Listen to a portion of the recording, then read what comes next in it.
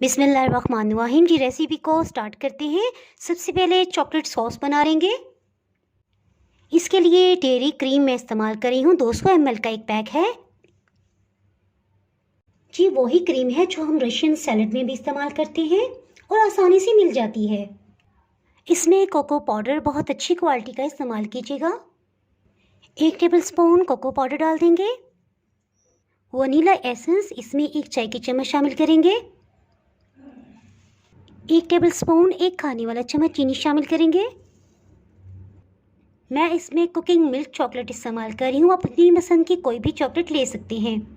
200 ग्राम cooking chocolate है। मैं इसमें से 50 ग्राम इस्तेमाल करूँगी। चॉकलेट को क्रश करना मुझे बहुत ही मुश्किल लगता है, तो बिहाइंड द कैमरा मैं किस तरह से क्रश करती हूँ ये आप इसी वीडियो में देख सकते हैं। उसका लिंक मैं डिस्क्रिप्शन में दे दूँगी। तकरीबन 50 ग्राम चॉकलेट ले ली है। इसे भी पैन में डाल देंगे। इसके साथ ही पैन को हीट पे रख दिया है। हीट को बिल्कुल लो रखेंगे। इसके लिए एक एहतियात कि पैन को बिल्कुल खुश्क होना चाहिए, यानी इसमें कोई भी ड्रॉप पानी का ना हो, वरना चॉकलेट फटने लग जाएगी। उसमें लम्स बन जाएंगे जो किसी तरह से भी ठीक नहीं हो पाएंगे। बिल्कुल लो हीट की वजह से आहिस्ता आहिस्ता चॉकलेट मेल्ट हो जाएगी और ये जलने भी नहीं पाएगी। तो प्लीज़ इसमें ये ख्याल रखिएगा कि हीट को बिल्कुल लो रखना है।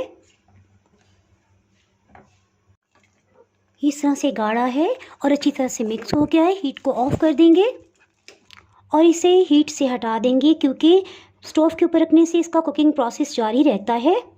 रैक पे रख देंगे इसे और ठंडा होने देंगे। चॉकलेट फ्रॉस्टिंग को बने हुए तकरीबन 18 से 20 घंटे गुजर चुके हैं। इसे पाइपिंग बैग में फिल कर लेंगे। चॉकलेट फ्रॉस्टिंग को फिल कर लेंगे।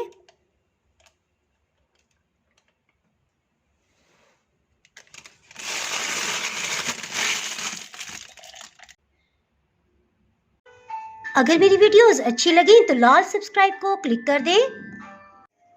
साथ में ये जो बेल का आइकॉन है इसको क्लिक कर दें। इसको क्लिक करने से आपको मेरी हर नई वीडियो का नोटिफिकेशन सबसे पहले फ्री में मिलेगा। इसके सेंटर में चॉकलेट फ्रॉस्टिंग को लगा देंगे